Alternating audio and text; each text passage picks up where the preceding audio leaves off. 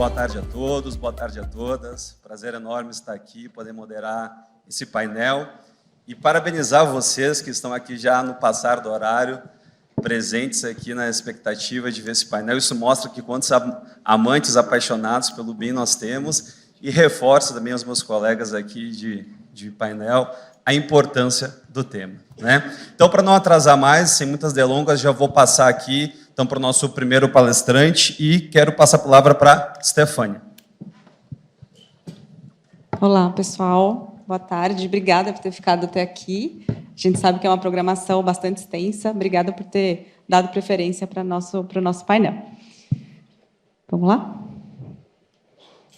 Bom, eu vou falar um pouquinho sobre... Bom, primeiro eu vou me apresentar, né? Meu nome é Stefânia, eu sou manager na Álvares e Marçal, e a gente tem uma abordagem conjunta de BIM para riscos. Vou apresentar um pouquinho sobre o nosso trabalho, mas falar sobre o tema realmente do painel, né? Então, como a gente usa o BIM para riscos de uma maneira geral, como a gente poderia usar o BIM dentro do mercado.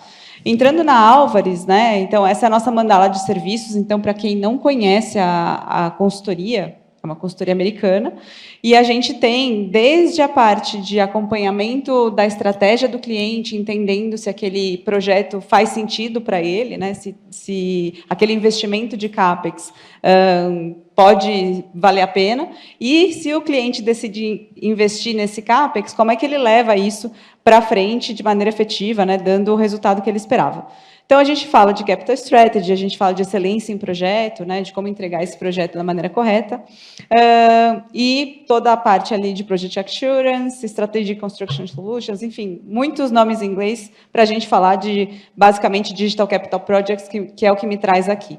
Então, dentro... Deixa eu ver se funciona isso aqui.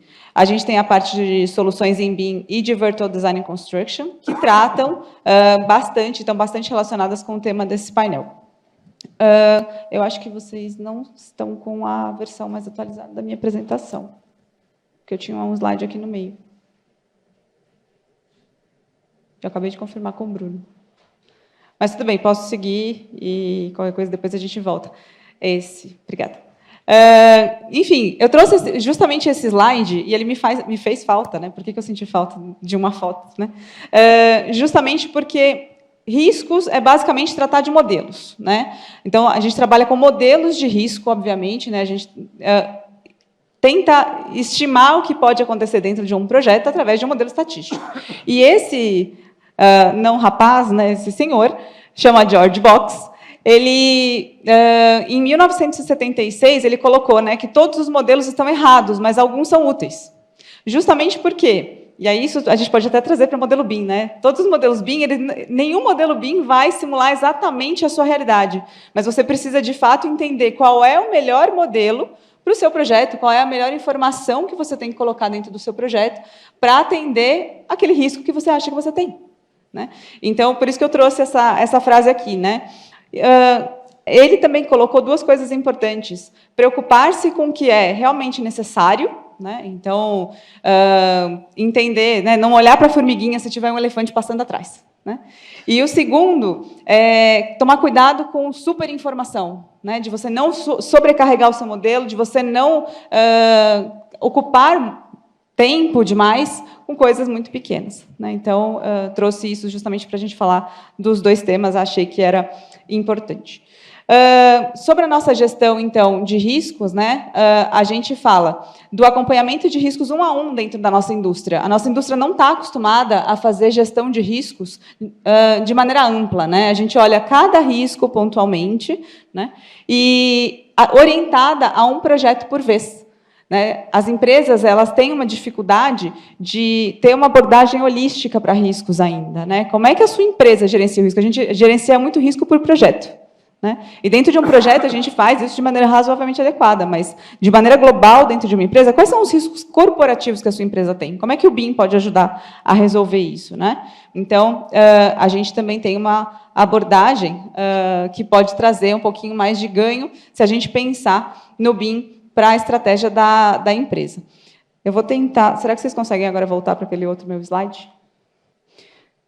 Que eu pedi para avançar. Volta um. Aí. Então, obviamente, né, a gente tem todo esse ciclo da gestão de riscos, né, de definir métricas, identificar e registrar o risco, analisar de maneira quantitativa, análise de Monte Carlo, como é que a gente distribui isso dentro dos nossos projetos, para colocar uma tratativa, monitorar e comunicar. Tá? Obviamente, hoje, na era digital, a gente pode usar o BIM claramente para isso, mas a gente também pode usar Power BI e trazer isso de maneira mais visual para as pessoas que participam desses projetos fazerem essa gestão. O desafio é realmente criar um plano realista e eficaz para esses objetivos. Né? E aí eu trouxe para vocês um modelinho aqui, só para a gente já ir finalizando, porque os meus 7 minutos estão acabando. O BIM, né, isso aqui é uma pesquisa de 2018, se eu não me engano, porque eu não consigo enxergar aqui. Que diz o seguinte, né? O BIM, ele trata riscos, né, de parcerias, riscos técnicos, contratuais, né? Então, o BIM reduz ou mitiga esses riscos. Mas o gerenciamento de riscos ativos, ele tem que ir para outros riscos que o BIM realmente não consegue atuar muito efetivamente. E mais do que isso, precisamos prestar atenção nos desafios, nos novos riscos gerados pelo BIM, né? Porque não dá para ignorar isso. Né? O BIM traz novos desafios, traz novos riscos para os nossos empreendimentos. No entanto, existe uma percepção do mercado de que owners, construtoras ou subcontratados, né, fortemente ou de maneira geral concordam, que são os meus 2 verdinhos aqui, aí parou de funcionar. Minhas 2 primeiras barras verdinhas ali, numa pesquisa de 2019, já mostravam que existe uma correlação positiva do BIM para os projetos. Né? Para quê, então, Estefânia? Justamente para as 3, vamos colocar aqui nessa ordem, né? Para visualizar o projeto de maneira correta e antecipada, para integrar disciplinas, para gerar a concepção de alternativas, e tudo isso de maneira a identificar e percorrer todo aquele ciclo que a gente percebe e costuma fazer dentro da gestão de riscos. Né? Então, com isso, eu termino a minha apresentação com esse último slide. Esse meu último QR Code aqui, ele tem um modelinho que vocês podem ler e navegar pelo modelinho no celular de vocês, porque é um case de implementação de BIM e de desenho e construção virtual que a gente fez num cliente nosso, justamente tentando reduzir o risco de uma parada de manutenção, que foi de 30 dias, né, foi feita em 23 dias, que é, né, claro que para um owner é um benefício bastante grande, né, ter a produção dele paralisada. Então, convido vocês a visitar e acho que meu tempo já esgotou. Obrigada. Obrigado, Estefânia, e principalmente por poder compartilhar com a gente esse modelo. Vi muitas câmeras ali já apontadas. Acho que com certeza. vai bater recorde no Ibope aí de downloads. Vamos ver. As estatísticas vão mostrar. Passo, então, agora a palavra para o Marlon, que vai explorar um pouco a relação do BIM com a prevenção de disputas. Marlon, desculpa. Só lembrando, pessoal, aqui o QR Code para enviar das perguntas. Quem tiver alguma pergunta, uma oportunidade, pode encaminhar aqui que a gente vai estar lendo no final. Boa tarde a todos. Meu nome é Marlon Ieire, eu sou advogado. Eu trabalho com projetos de construção e engenharia há quase 20 anos. E sou sócio de Marx Donegat Advocacia e diretor do Infra 2038. Agradeço ao BIM Fórum pelo convite, na presença na pessoa do Eric e do seu presidente também, Rodrigo. E queria cumprimentar também os meus colegas do painel. Vocês devem estar se perguntando como um advogado vai falar sobre BIM. Uma pergunta rápida. Quantos advogados temos aqui na plateia?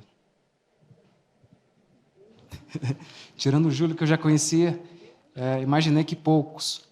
Mas acredito que muitos de vocês trabalharam já com claims, né, ou trabalham ainda. Então, eu, como bom advogado, eu vou fugir de qualquer tema técnico ligado ao BIM e vou focar na parte do contrato de construção.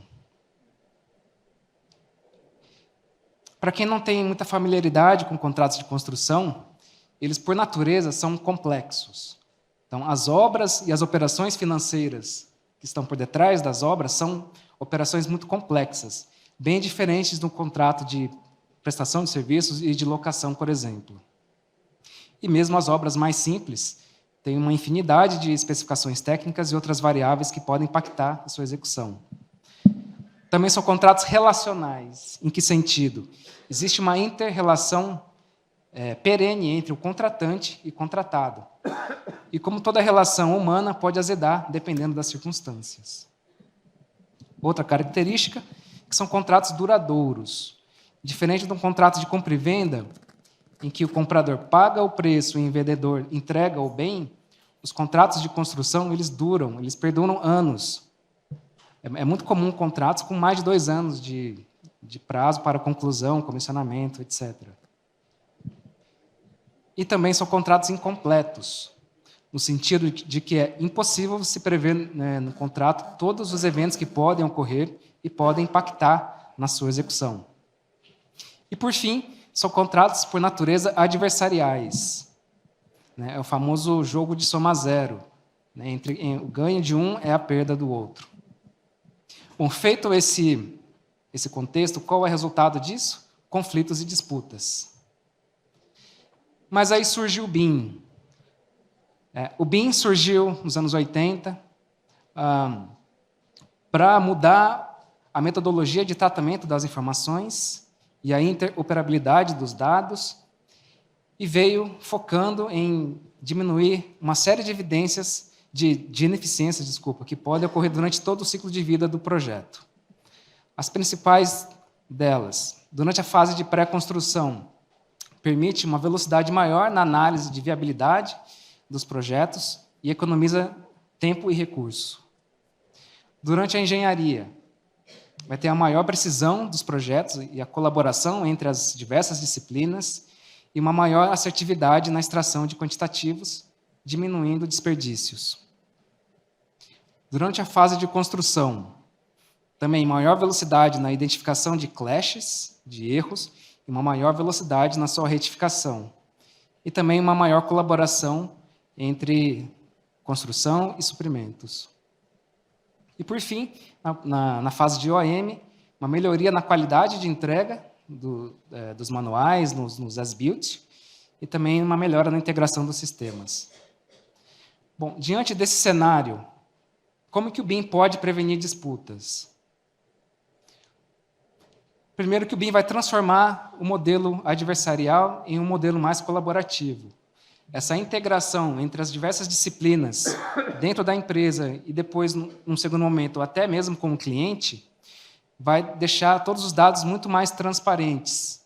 E, com isso, diminui-se as desconfianças e se aumenta a colaboração entre todos os stakeholders envolvidos.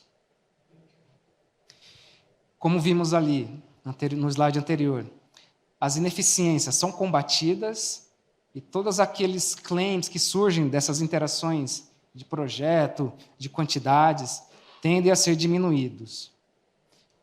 Então, diminuindo aí que disputas e litígios. Esse, num primeiro momento, foi uma elucubração que eu fiz, e foi até tema de um café da manhã que fizemos há um ano atrás, inclusive com o Júlio participando e o Eric. E hoje a gente tem dados um pouco mais concretos para poder falar sobre ele. Um dos clientes do escritório está executando obras civis de alguns aeroportos.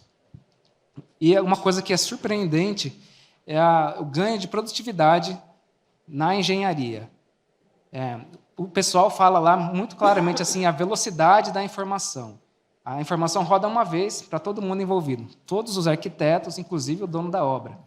Isso diminui muito as brigas com relação a projetos. Todos estão cientes da informação ao mesmo tempo. Isso diminui o número de clashes, de incompatibilidades? Não. O pessoal, pela experiência deles, fala que o número de incompatibilidades é o mesmo, tendo BIM ou não. Mas o que se altera é a velocidade na identificação e na velocidade do tratamento. E também, o BIM ele vai fundamentar claims. Teve uma alteração de projeto ali, o terminal de passageiros teve um aumento de quantitativos de 4.000 metros quadrados de construção, e agora as partes não estão discutindo se é devido ou não o claim. É devido, o dono da obra sabe, participou desde o começo, está lá, vendo as mudanças que estão ocorrendo. O que está acontecendo agora é uma discussão comercial para ver se uma engenharia de valor pode diminuir um pouco o impacto dessas mudanças. Então, aqui uma provocação que eu gostaria de deixar com vocês é que o BIM vai poder um efeito colateral do BIM positivo seria que ele vai poder fundamentar claims, desestimular litígios. Então, uma parte contratada vai evitar comportamentos oportunísticos, de colocar claims com gordura, sabendo que o BIM vai dizer a verdade. E, por outro lado, o contratante também. Ele não vai poder se furtar a reconhecer um claim, vendo que está ali, o BIM está dizendo as informações que ele pode acompanhar desde o início do projeto. Bom, meu tempo se esgotou e fico à disposição aqui para perguntas. Obrigado. Obrigado, Marlon. Já passamos, então, a palavra para o Kevin, que vai trazer uma visão mais de ferramentas, como é que isso funciona aí na prática. Boa tarde a todos, então. Bom, vou me apresentar aqui brevemente, né? O tempo é curto. Eu sou o Kevin, sou engenheiro civil, eu tenho um MBA em gestão de projetos e uma pós em gerenciamento BIM pela Zigurá, e trabalhei muitos anos aí como gerente de projetos em obras públicas e privadas, e agora eu trabalho, então, como consultor do software M2 da SoftwareOne. Então, a M2 é uma plataforma em nuvem para construção civil, fruto de uma parceria entre a SoftwareOne, que é uma multinacional suíça, e a RIB Software, que é a desenvolvedora do software, uma empresa alemã. Falando um pouquinho aqui, então, de gestão de riscos, trazendo um pouco ali, um gráfico bem parecido ali com o que a Stefania trouxe, a gestão de riscos, então, tem essas 5 etapas principais, né? Começando, então, pela identificação do risco, então, onde a gente compreende esse risco e analisa algumas características principais dele. A gente passa para a análise qualitativa e quantitativa, onde a gente, então, compreende melhor esse risco e investiga o impacto, por exemplo, no orçamento que esse risco pode trazer. Na quarta etapa, então, a gente tem o planejamento de respostas, onde a gente elabora um plano de ações aí para trabalhar em cima desse risco. E na quinta etapa, a gente tem um monitoramento, onde a gente acompanha o comportamento desse risco e pode fazer algumas análises das lições aprendidas dos riscos anteriores nos próximos projetos. Então, aqui nesse breve vídeo, eu vou falar um pouquinho sobre a identificação. Como é possível fazer essa identificação no nosso software, que é o M2.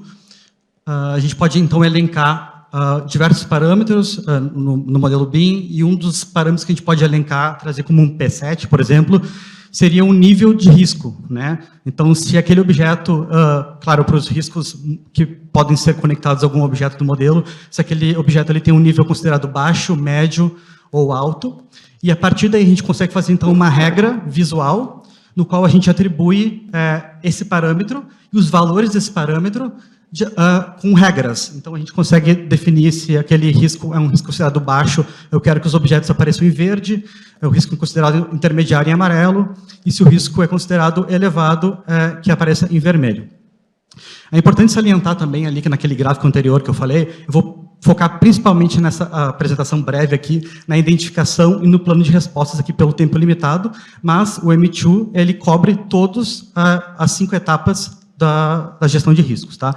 Então, aqui, como vocês podem ver no modelinho, a gente consegue fazer essa análise. Claro, os riscos que não são conectados a nenhum objeto, os riscos que não são modelados, eles também podem ser vistos, mas aí na vista orçamentária da plataforma. Passando aqui, então, já para o plano de resposta, né, que seria a nossa quarta etapa. Então, a gente identificou o risco, a gente fez a análise qualitativa e quantitativa, então, onde a gente valora, faz as análises de Monte Carlo, como a Stefania comentou anteriormente, a gente parte para o plano de respostas. Então, como que a gente faz a correlação do BIM com a gestão de riscos, né? A aplicação desse plano de respostas no modelo BIM, ele traz uma assertividade muito maior, né, com a utilização desse recurso visual. E a gente pode também utilizar checklists vinculadas aos objetos do modelo para fazer o preenchimento com data stamps, né, de hora e data, inclusive com o responsável pelo preenchimento dessa checklist, para atuar em cima desse plano de ações, desse plano de respostas dos nossos riscos. E essas checklists também podem ser atribuídas não só a um objeto, mas a um conjunto de objetos do nosso modelo. Então, aqui um outro videozinho da nossa plataforma, né? Eu mostro ali que tem um dos riscos apontados, que é um risco relacionado a canteiro, ele não está atribuído a nenhum objeto específico, mas a gente tem alguns riscos associados a estacas, no qual a gente agrupou todas essas estacas e atribuiu uma checklist relacionada a um risco dessas estacas. Então, é um plano de ações em cima dos riscos possíveis que foram elencados lá na identificação dos riscos em cima dessas estacas. Então, o que eu estou fazendo aqui? Eu estou abrindo uma checklist que já está vinculada a esses objetos. Então, quando eu clico no objeto, eu consigo visualizar quais as checklists estão vinculadas. E eu posso começar a preencher essa checklist, né? Então, por exemplo, antes da execução, se a área que vai ser feita executada, a escavação foi isolada. Bom, aí diversos preenchimentos que a gente pode fazer. Essa checklist ela é editável, né? Então, a gente pode criar uma checklist num software à parte, ou então em algum HTML separado, e subir essa checklist, bem parecida com a do Google Forms, e atribuir essas checklists aos objetos. Então, por exemplo, aqui, durante a execução, teve um ponto da minha checklist que a escavação não atingiu a profundidade mínima desejada para a estaca de número 15. Né? E aí eu sigo preenchendo essa checklist, após a execução, beleza, está tudo certo. E aí, ao finalizar essa checklist, eu posso criar um fluxo de trabalho, no qual eu envio pelo responsável por agir em cima daquele meu plano de ações, um comentário. Por exemplo, aqui eu estou colocando... a profundidade da estaca 15 estava errada, eu quero que você verifique o que aconteceu nesse ponto da minha obra. E aí, através de um workflow, eu encaminho para o responsável e ele recebe lá na plataforma, no usuário dele, e pode tomar ações em cima desse risco. Além disso, a gente sabe que a realidade dos canteiros hoje no Brasil é que não existe... Wi-Fi, muito menos, desculpa, não existe o 4G, muito menos Wi-Fi em todo o canteiro, então é possível você fazer um download dessas checklists, dessas informações, e a partir daí preencher no seu dispositivo móvel, né? Você pode anexar ali fotos, vídeos também a essas checklists, para criar alguma documentação gráfica, e a informação, depois que você entra em alguma rede, 4G, Wi-Fi, essa informação ela é automaticamente atualizada na nuvem. Bom, então, resumindo aqui, já está acabando o meu tempo, a gente tem que ter a tecnologia como nossa aliada aí, né, na gestão de riscos, fazer esse meio campo aí entre a tecnologia e a gestão de riscos. O BIM é uma ferramenta extraordinária, né, é uma metodologia extraordinária. E aí o que é importante, a velocidade, a rastreabilidade e a segurança da informação vão lá em cima quando você utiliza o BIM para isso. Né? E aqui o meu recado final é que o importante é começar. Se você não faz gestão de riscos, não sabe por onde começar, o importante é começar, gente. Não tem forma errada de começar algo que não está sendo feito. Né? Então você tem que começar e a partir daí evoluir e chegar num ponto ótimo, que seria a utilização com a plataforma. Muito obrigado.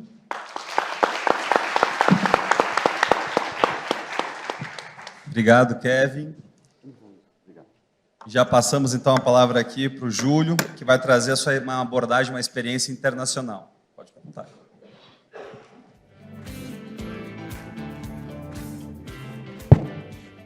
Boa tarde a todos. Obrigado pelo convite. Agradeço em especial ao professor Eduardo Toledo pela lembrança e pela coragem de fazer um painel ISD, com 2 advogados aqui mostrando a diversidade exatamente nesse fórum.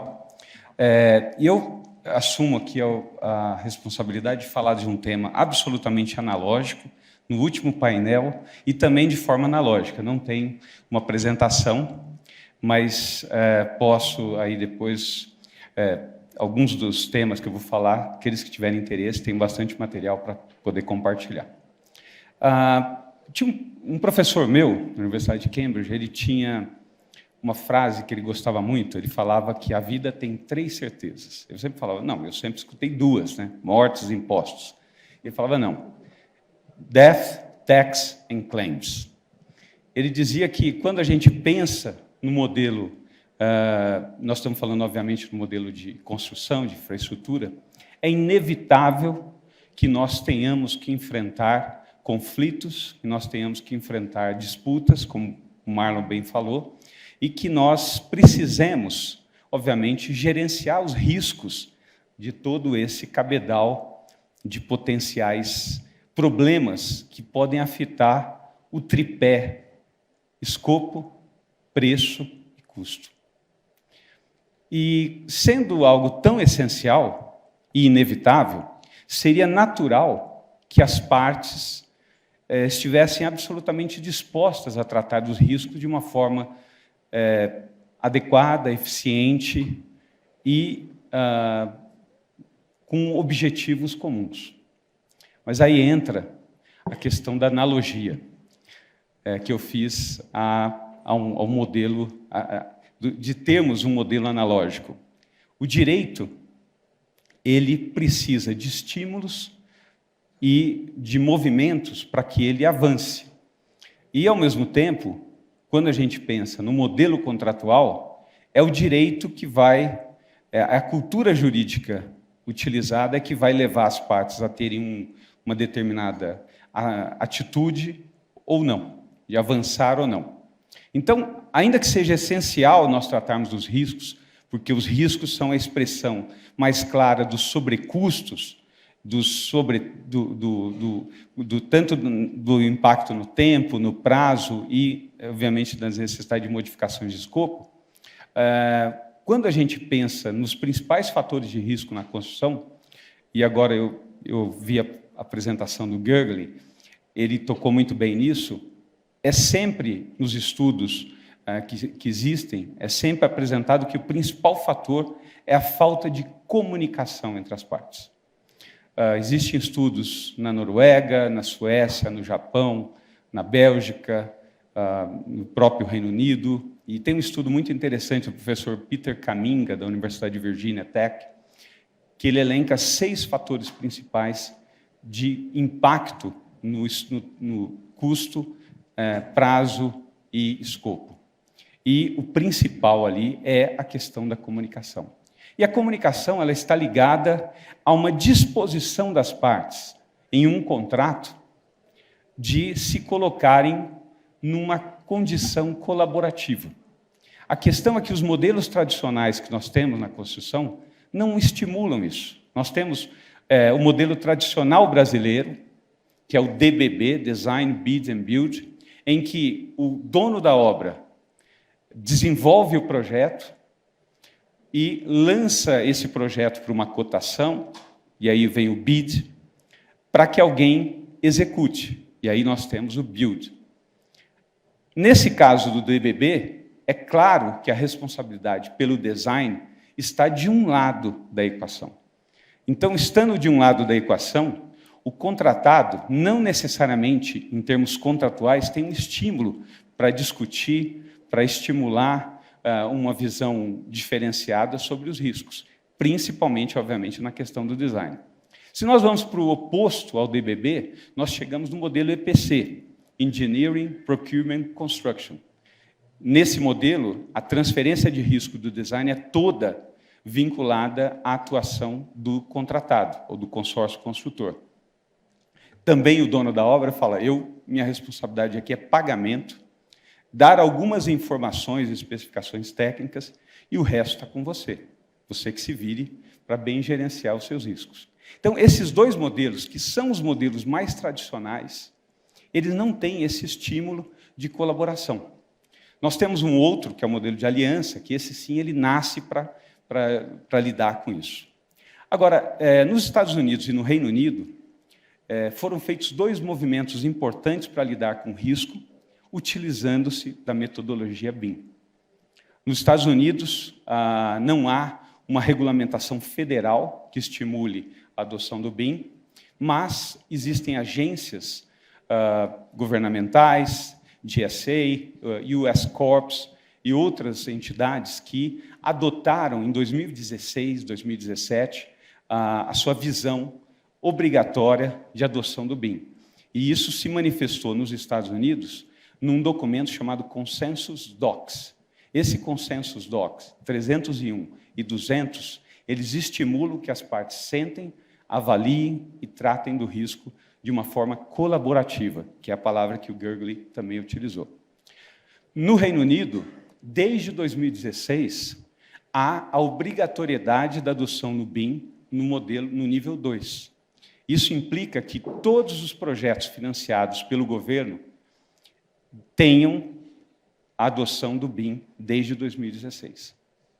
Existem pouquíssimas exceções que são pontuais, mas a ideia é que a regra geral é a adoção do BIM.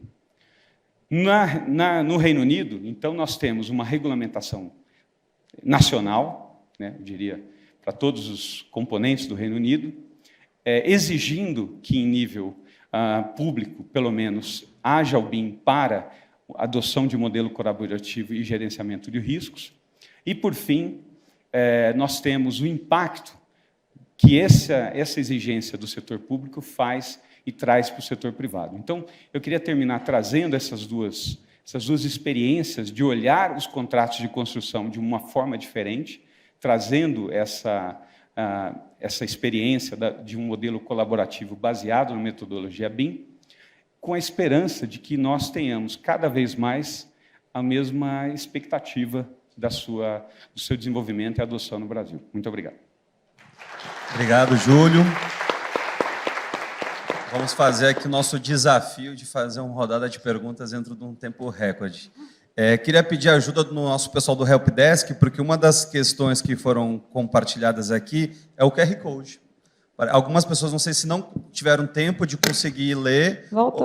Eu pedi, enquanto a gente vai fazendo as perguntas, o pessoal já... Ou então deixa na tela do contato da Stefania, que depois pode entrar em contato com ela e pegar o modelo, tá certo? Bom, então eu faço aqui a pergunta aberta para todos. A gente falou aqui de dar o primeiro passo, né? De tentar. Qual seria esse primeiro passo, em termos práticos? Bom, eu posso responder essa. Inicialmente, a gente sabe que muitas empresas não fazem gestão de risco ERAL, né? Tipo, não existe essa gestão de riscos, né? Então, depende de onde você está analisando. O primeiro passo é realmente iniciar uma gestão de riscos de alguma forma, né? Nem que seja no Excel, fazendo algum tipo de... O vendedor de software falando para usar Excel. Exatamente, Bom, eu trabalho numa plataforma e imagina, estou falando que o primeiro passo seja utilizar pelo menos alguma coisa, algum Excel, algum papel de pão, né, para fazer essa gestão de riscos. E aí, a partir daí, evoluindo, porque o que a gente apresentou aqui é o fim, né? Assim, é o ótimo, né? Você fazer a gestão de riscos utilizando um modelo BIM, atribuindo riscos a objetos, fazendo essa precificação de riscos atribuídos aos objetos, atribuídos aos itens de escopo do orçamento, e aí montar um plano de respostas, monitorar esses riscos com dashboards, fazer lições aprendidas depois. Mas aí você vai falar isso para uma empresa que não faz gestão de riscos, não adianta, né? Então, primeiro passo, fazer uma gestão de riscos, nem que seja básica, e aí, a partir daí, evoluindo, dando passo a passo, até chegar naquele ponto ali, ótimo, né? Mas é importante salientar que você pode fazer isso, dar esses primeiros passos, já utilizando a plataforma também, porque a plataforma está preparada para o BIM, né?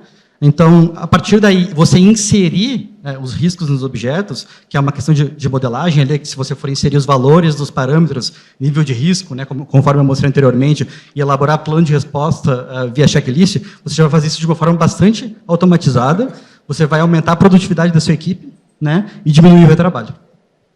Só colocaria uma coisa a mais. Treinar o pessoal. Treina o pessoal e aí começa a estruturar o plano, né, os dados da coleta, né, porque uma das dificuldades da gestão é justamente não ter o dado. Então, estrutura o dado, treina e aí começa a fazer. Eu já recebi uma notificação aqui para a gente encerrar, mas eu vou fazer um pinga-fogo agora para os nossos doutores, aproveitar que temos 2 doutores aqui, aproveitar eles, né? Vocês citaram muito a questão de colaboração entre as partes. Como é que a gente consegue fazer isso? 30 segundos aí para cá. Tá. Bom, primeiro, acho que é uma questão de mindset. Está muito enraigada aqui no Brasil a questão dos contratos EPC, como o Júlio disse, que a transferência de risco é total de uma parte para outra, ou o que eu ganho é que a outra parte perde. Primeiro, deveria, então, se fazer essa mudança de mentalidade. Existem outras formas contratuais que estimulam essa colaboração entre as partes, e acredito que as partes vão ver no futuro que o custo dessa... é uma ineficiência, o custo da briga não vai mais compensar manter essa metodologia. Rapidamente, eu acho que um fator adicional seria a comunicação, e aí entre as áreas técnicas e jurídicas, para que as áreas técnicas e comerciais possam ter a segurança de como fazer essa colaboração sem comprometer as suas expectativas no contrato.